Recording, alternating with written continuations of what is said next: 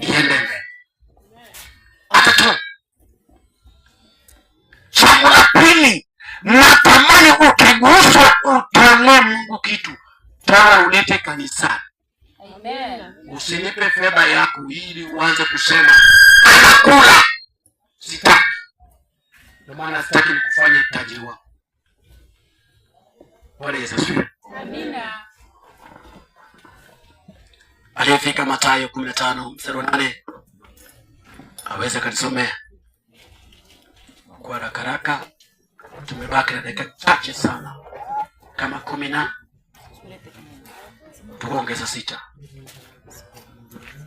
Aliyefika naomba anisomee kwa haraka.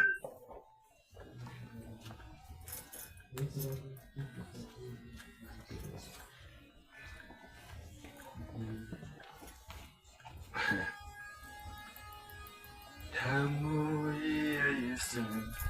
Mstari wa 8.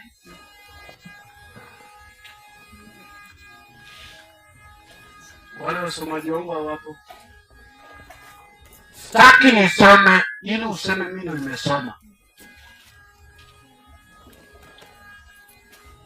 Nisome. Na ufungue Methali hapo nyuma.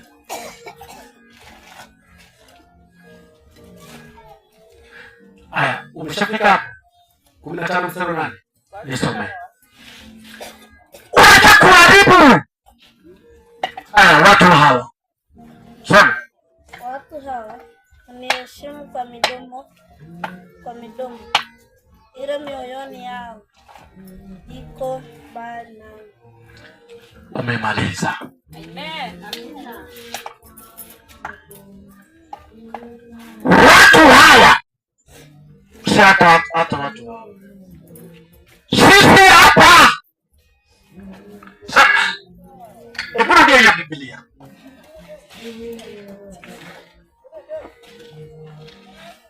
Sisi hapa tuheshimu kwa mikono, ila kwa moyo yetu hatumheshimu nani? Mungu. Acha tu. Mimi hapa sijasema wewe.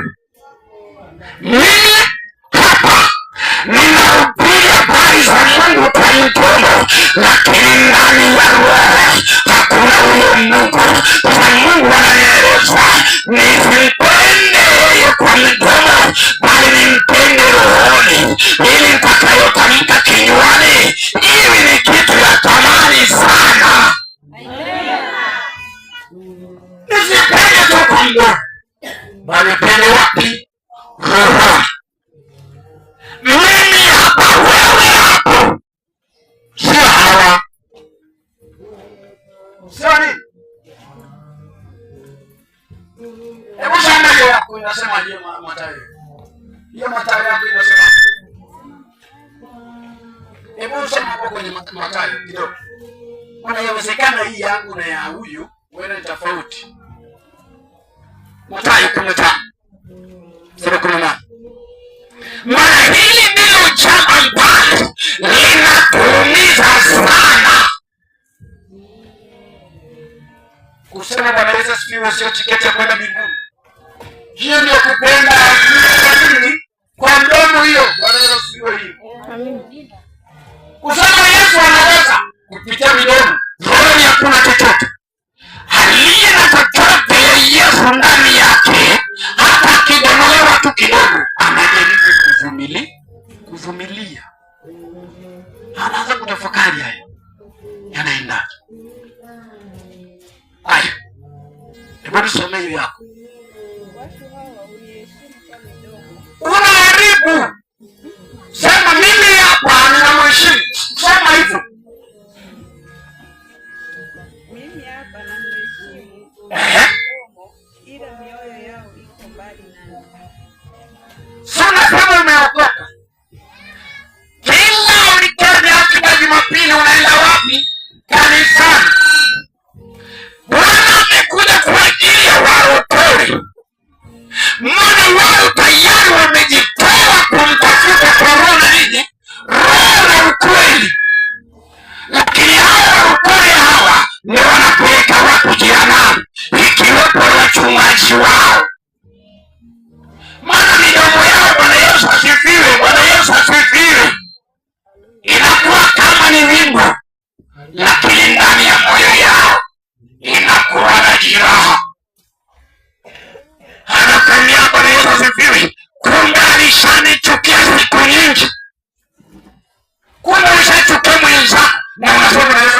mkosoaji hata kumdanganya Mungu.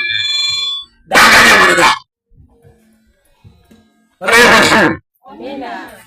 Nisimhubiri kwa mdomo, lakini roho hakuna chochote.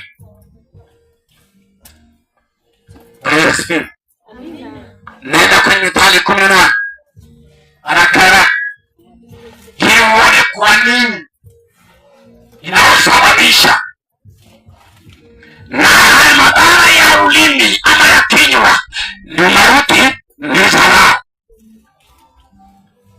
Naenda kuongelea hii wiki, naenda kuzungumzia habari ya mauti. Mwanadamu akifa anaenda wapi na nini kinachomuua? Maana magonjwa ya Misri ilishaisha alipopigwa Farao. Kwa hiyo tunabaki na nini? Na mauti. Ujumbe tunaotembea nao mwezi wa 5, kukaa kwenye nuru. Bwana asifiwe. Maana mimi au mwanadamu ni kiumbe isiyotabirika. Kiumbe ambayo inaweza ikabadilika ghafla na ikakuacha ukiwa unalia, unatoa machozi. Yeye akiendelea, mwanadamu atabiri ni kama sola. Ikifika usiku haina moto, lakini mchana ina nini? Ina moto.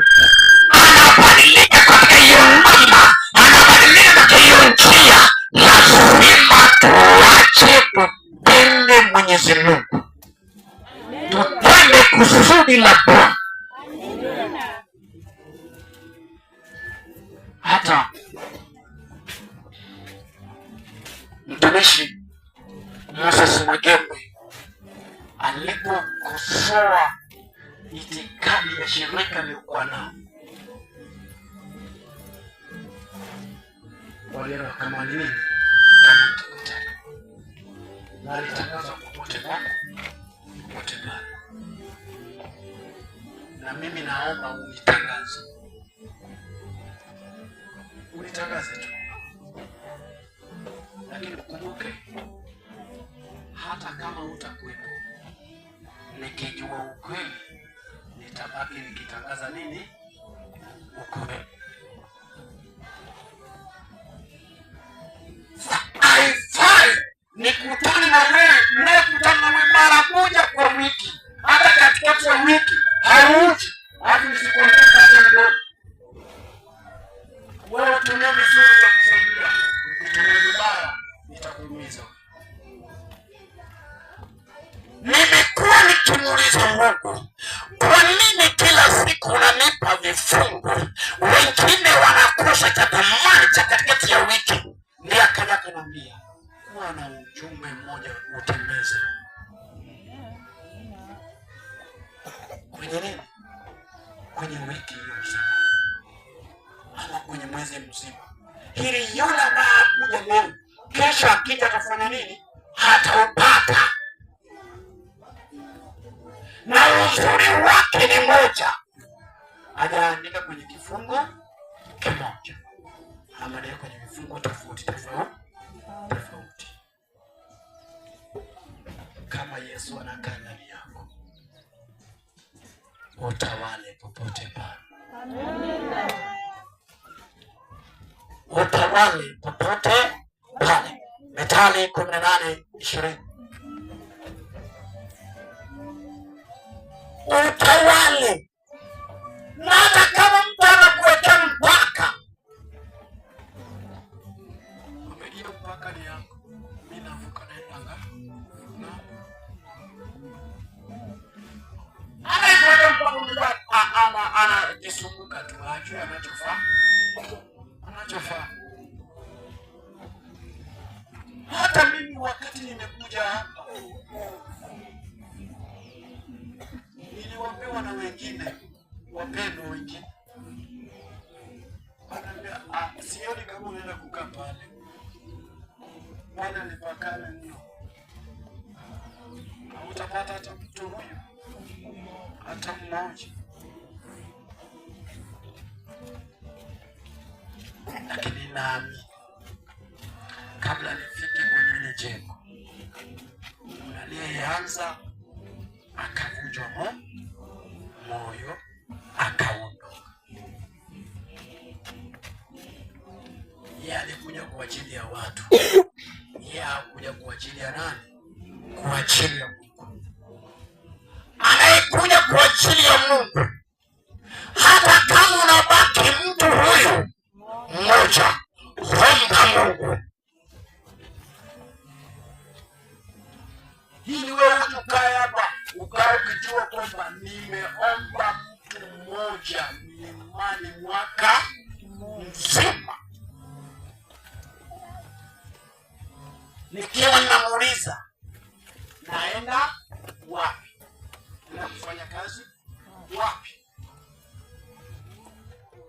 Kwa hiyo ukifikiria kwamba eti ndio nimeanzia hapa, shauri yako.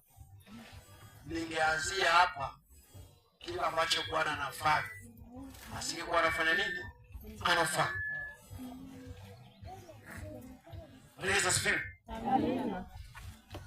Mimi kwanza sioni, ninaamini siku zinazokuja mbele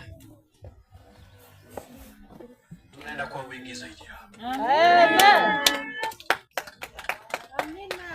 Ninaamini wewe usipoamini shauri yako, maana wewe haukuitwa. Aliitwa lazima abebe maono ya nani? Ya Mungu.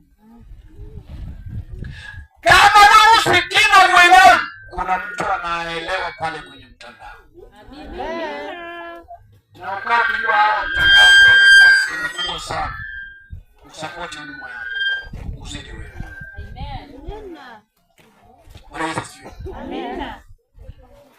Unapotanuka kwenye mabawa yako kwa kupitia yale ambayo yako ndani yako, hata liyoko mbali yanaona. Wewe ukajiona wewe mwenyewe. Ndiyo maana macho haiwezi kaangalia sikio na sikio haiwezi kaangalia macho. Hiyo ndiyo huduma tuliona. Na pamoja kwamba tuna huduma nzuri, tuache kiburi, tutumie vidomo vyetu vizuri.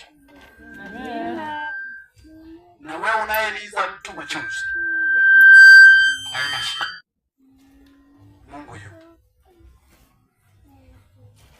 Mungu yupo. Kama ubarikiwi hapa, makanisa yapo mengi. Kosa ambayo usifanye, usikae nyumbani. Ukikaa nyumbani sitakubaliana. Inamaanisha ukikaa nyumbani wewe ni mwendo kasi. Yaani wewe ulikuja kwa wakati wako. Wewe unavuja watu moyo. Watu wanatamani kwenda lakini wewe unarudisha wapi? Nyuma. Mungu anisaidie. Ile mkosa na wasamehe. Mithali 18:20. Mithali 18:20. Nataka nisome muda wangu vizuri.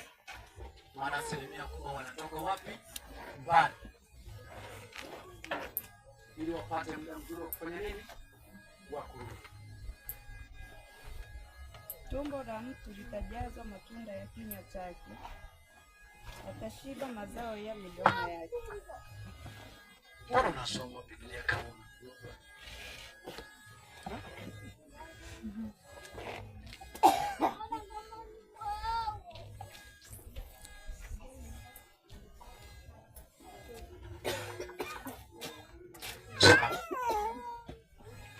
nisamehe kama nimekukosea.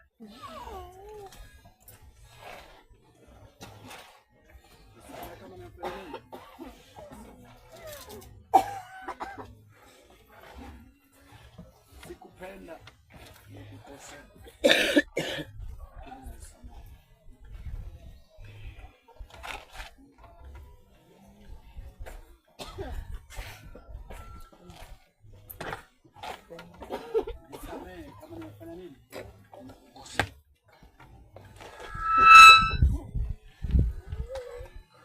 Nisamehe kama nimekosea.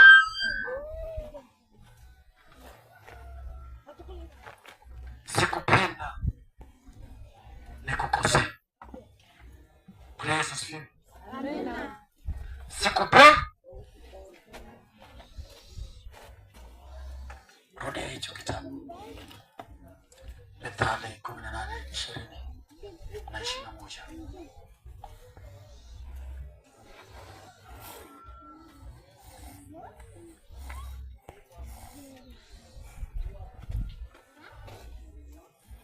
Alifika hapa basi aweze kutusomea.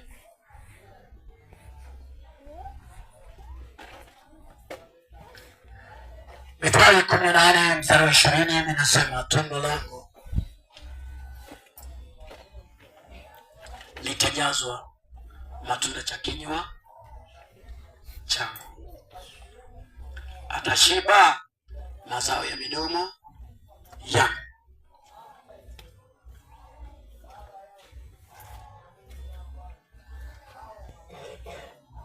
Hebu tusomee yako, nisomee yako hiyo.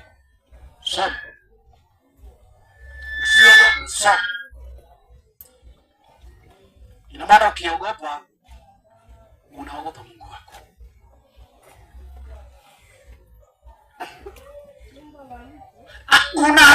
Sema tumbo langu, kama nilivyosoma, tumbo langu litajazwa. Sio kinywa kama ni tumbo lako. Itajazwa na kinywa changu. Sema vizuri. Hata kuandikwa ndiko. Tumbo langu. Suleimani anazungumza nasi. Tumbo langu litajazwa matunda ya kinywa changu. Ndio. Atashiba mazao ya midomo yake. Tutashiba mazao ya nini? Mazao ya nini? Midomo yangu. Midomo yangu. Usiseme midomo yako. Wewe unaona wewe yake nani kama sio wewe? Midomo yangu. Sio yake nini wewe wake? Suleimani anazungumza kwa hekima. Anazungumza kwa mafumbo. Tayari yale tuliyafanya kwa kupitia kinywa chetu, kumbe yalitoka wapi? Tumboni. Sasa yamejaa kama maji yaliyochotwa kwenye hii. Sasa limejaa, unataka kufanya nini? Uyapunguze mengine. Ndio yatapungua wapi? Ndani. Bwana Yesu anatenda nini? Anatenda makubwa. Mazao yangu mabaya yanapatikana kwenye tumbo langu. Mazao nini? Mabaya. Na ya mazao mabaya yanasababisha nikuulize machozi. Nimekosa jambo la msingi, ninakuuliza machozi. Nimekosa jambo ya kuleta mbele yako. Kazi yangu ni kukuhubiri. Hayo mazao niliyoyafanya kwako nitajuta mimi mwenyewe. Nazungumza haya maana Biblia inasema kwamba tujifunze nini? Ukweli. Ndiyo maana ninahubiri hii ujumbe. Sihubiri kwa ajili ya kumfurahisha mtu. Wewe kiwa unafurahi, hiyo ni furaha yako. Kuna mtu mmoja anafanya nini? Analia akitoa machozi. Anasema, Mungu, nilikukosea wapi? Hama matendo niliyatenda ndio yanasababisha haya.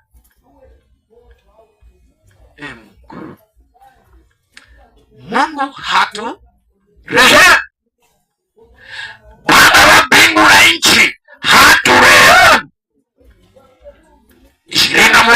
safari hiyo hiyo hapo hapo tulipokuwepo, ili uone sasa. Hiyo ndio pale nakuja kwenye wiki ijayo. Sura 21. Mauti na uzima kuwa katika uwezo wa ulimi. Sema hivi, mauti yangu na uzima yangu ipo kwenye ulimi yangu. Soma hivi, mauti yangu iko kwenye uwezo ya ulimi yangu. Ndiyo nataka nizungumzie wiki ijayo. Mauti ni nini na linatokana na nini, na mwanadamu akifa huwa huenda wapi? Yapo kama vitabu 10, tutayasoma yote.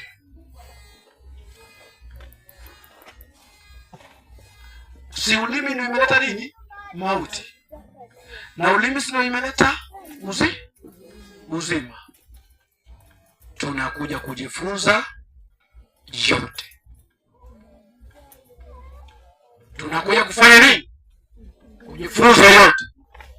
Safari ya kwenda mbinguni sio walioanza hata Wanaisraeli wakati Musa ameondoka nao wanaelekea Kanaani.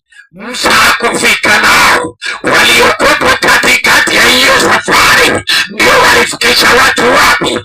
Kanaani. Naweza nikaanza kanisa katika maono mazuri, lakini tufike wapi? Mwisho. Aliyekuwa mshirika na ana uwezo wa kufanya nini? Wa kuiendeleza. Kwanza sio kumaliza. Ndiyo maana Bwana anasema aliye juu atashushwa, aliye chini atafanya nini? Atapandishwa. Hata mimi nikiwa ninahubiri ninaelewa hivi, hata nina uwezo wa kutoka hapa na mwingine aje aendelee na kuhubiri injili za nani? Za Bwana. Kwa hiyo usijipige kifua. Nami nisijifune kwamba mahubiri yangu imeleta watu. Hiyo nafanya kimwili. Baba, unasikia? Hiyo ndio ile nampenda kwa mdomo, sipendi wapi? Roho. Maana ninatamani na watu. Bwana Yesu asifiwe. Mauti na uzima ipo kwenye ulimi yangu. Wampendao watakula matunda. Ukipenda utakula matunda ya kile ulichofanya nini? Ulichopenda.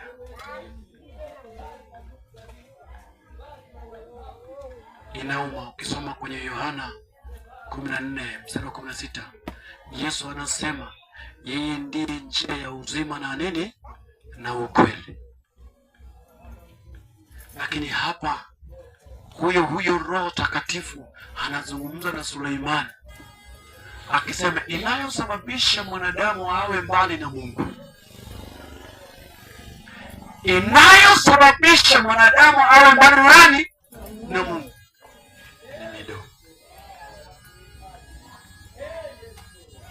ni midomo tu. Kwanza hii safari ya kuwa uchungaji ni safari mgumu, inahitaji moyo. Sio kila neno unayosikia unapokea. Ukiwa mchungaji, jua kwamba wewe ni kama kiti ya hotelini ama jalala. Kila takataka inafanya nini? Inatupwa kwako. Bwana Yesu asifiwe. Mungu anatenda. Mungu anafanya nini? Na Mungu anakomboa. Sio kwa kusudi letu, bali kwa kusudi la nani? La Mungu. Ni mapenzi yake aliyoinemesha siku ya leo niweze nikasomeshana na wewe katika hii habari ambayo nimeweza kufanya nini, nimesomeshana na wewe. Sio kwa haja langu, sio kwa kutaka kwa